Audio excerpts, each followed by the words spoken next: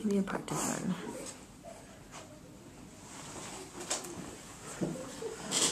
Hello, Miss Honey. Hi, how are you? Good. I'm Mr. Barato. I'm Jacob's third grade teacher. I've had a pleasure working with your child over the course of the semester.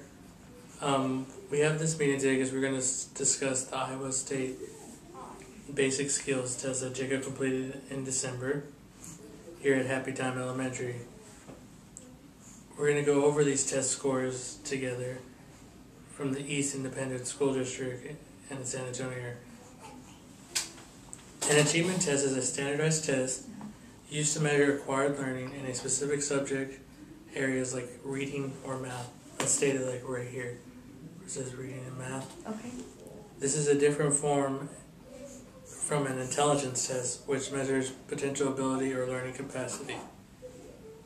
So if you see at the top of the results page, I'm going to start off by explaining the top portion of it. It goes over the norm test. The bottom portion of it goes over the criterion parts of the test. So I'd really like to know more about what the norm is, because I'm not too sure what that means and what the criterion reference is. Oh, okay. So the norm reference test shows how test scores are compared with other students who took the same test in the same norm group. Okay. Like basically like students. This norm group is made up of very many students from different parts of the United States, as well as from different cultures and ethnic backgrounds, Okay. to compare the scores to. Now I'd like to go over the following at the bottom portion, where I will discuss with the criterion reference section. The criterion reference section test gives information on how an individual performs on a specific standard or objective. Okay. I will start with the top portion and go over with you in more detail before going into the bottom portion of this profile. Okay, that makes sense. So I see that the top part is a little bit more, I guess, explicit than the bottom part, or vice versa, I'm sorry. The top part is a little bit more easier to read than the bottom part. So I'm starting to understand the difference between both. Thanks for all the detail. Okay, so now let me show you the subtest, which would be this area right here. Okay. Subtests are a portion of the test which covers a broad subject area, such as vocabulary, reading, comprehension, and math, the different procedures that they take, and the science and the spelling. Basically, like the normal like reading, math, science. Okay. So, and then next you'll notice the core total. Okay. The core total is the total score as reported for the Iowa State Basic Skills Test. This core total score is an average of the reading, the math, the language, and covers the following areas as you can see right here. Okay. It has the reading and the vocabulary and reading comprehension. Okay. The language, which has the spelling, the capitalization, the punctuation, and the mathematics, which has the concept, estimation, and problem solving, and data interpretation. As we move further down the page, you'll see the total score composite.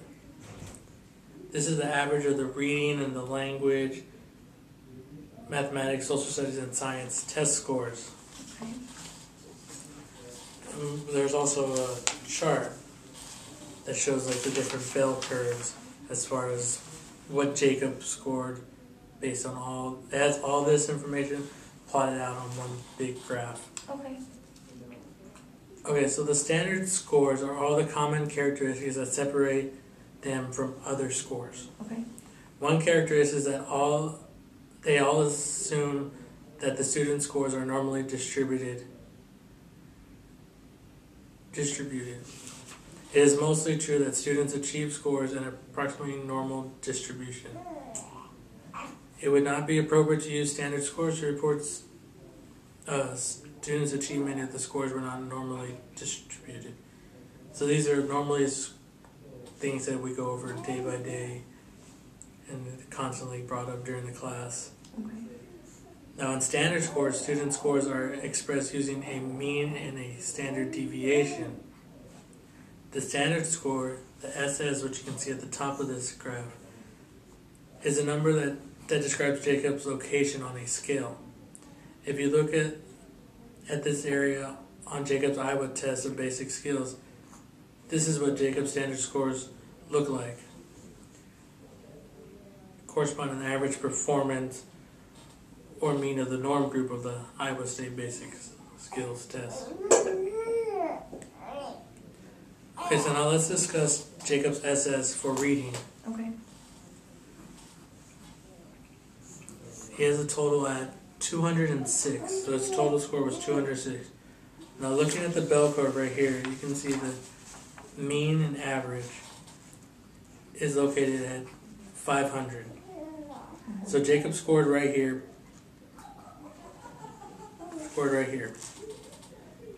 He's about 2 standard deviations below the norm.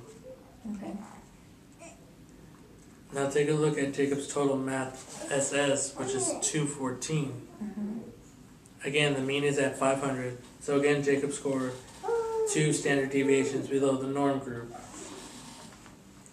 I was noticing that as you showed me what the SS was on Jacob's profile, I saw the GE right next to it. So I'm kind of just wondering what that means. Okay, so when we go into this, if you look at this right here, this is so you can see that Jacob scored a grade equivalent, which means a grade equivalent. So Jacob's score is, for instance, in math, he scored a 5.8 grade equivalent, which means that he has a 5th grade level, which is considered to be in the 8th month of 5th grade. Okay. So Jacob's test scores for math are really high. Okay. So by the way his grades are looking, also I can tell that he does score a lot higher in math compared to the other ones.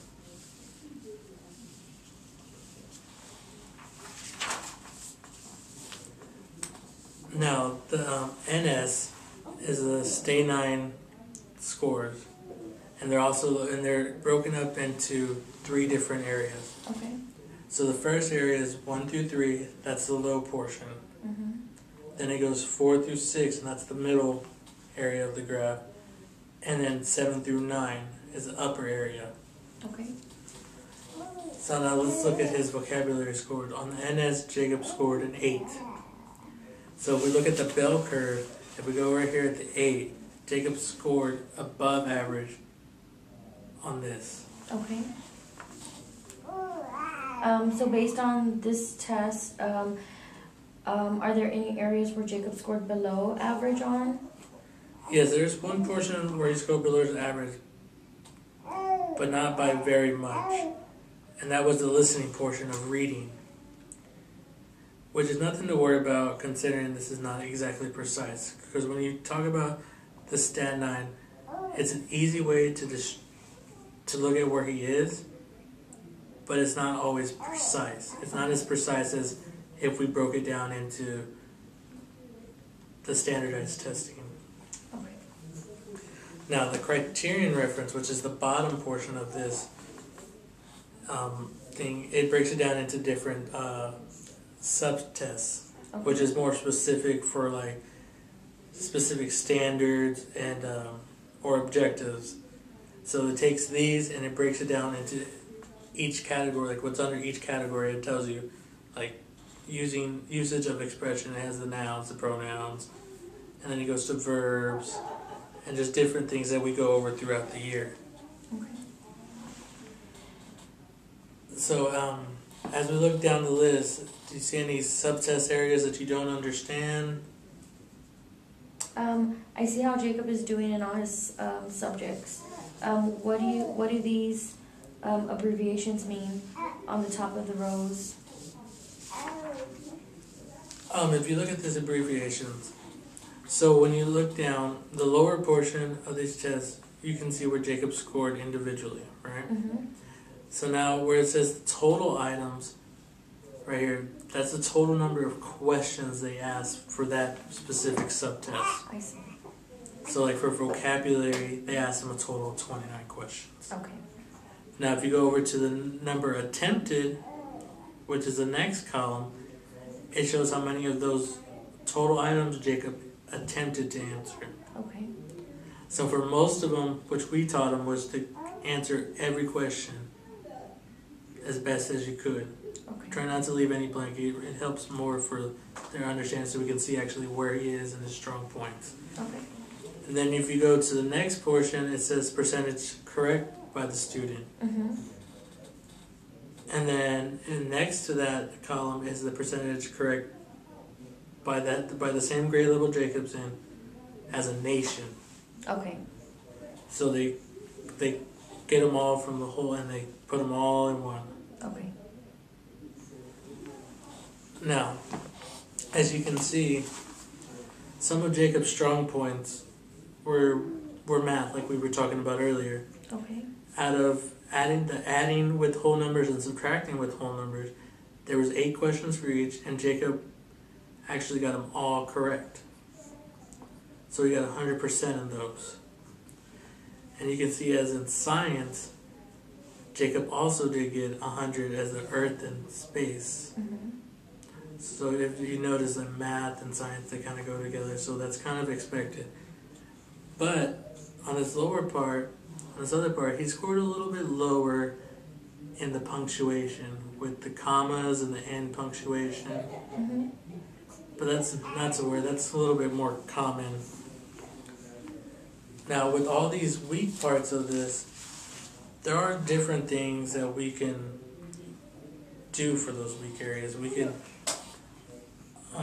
also like send them various information for you, extra practice. A lot of things to do is have him do more of the reading. Okay. Read more so that he can, and then as he's reading, he can go and like, oh look, here's a comma, here's a period, here's a capitalization of different things. Okay. And then like while driving around, you can also see like his different things. Okay. And now that's nothing to really worry about, because as you can see in Jacob's portfolio of all his other grades, he's doing a lot better. Okay. So like this is just based off of this test. Okay. So it's not necessarily what he's doing in the classroom. Okay. The classroom is totally different. Okay. Because we're still going to cover a lot more of that content. It's only the end of the first semester. We still have a lot more to go over. Okay. Now with those assessments, do you want me to have him turn those into you, or how did you want to go about that? We can do it either way. Okay. I can look over them and give you some feedback on them, on how much he is improving for those particular weak areas that we were discussing. Or you can look over them and base it off your judgment. Okay. It's really, either way, it's up to you. Either way, it's easy. Okay. But I'm going to give you some handouts that explain these test scores that we have. Okay. And so that way you can keep it for your good. your record. So I like if that. this comes up for next year, you can see, well, he went from this spot to this spot over the year. Okay. That makes sense. I like that. Okay. Well, again, I want to say thank you, Ms. Rodriguez, for taking the time to come meet with me and discuss Jacob's test scores. Please feel free to contact me by email, phone number. I'm also able to text if you find that is easier for you. I have also provided all my information on the handouts I gave you. Okay. So that will help you with being able to contact me whenever you need to. Okay. Well, thank you. I appreciate it. You're welcome.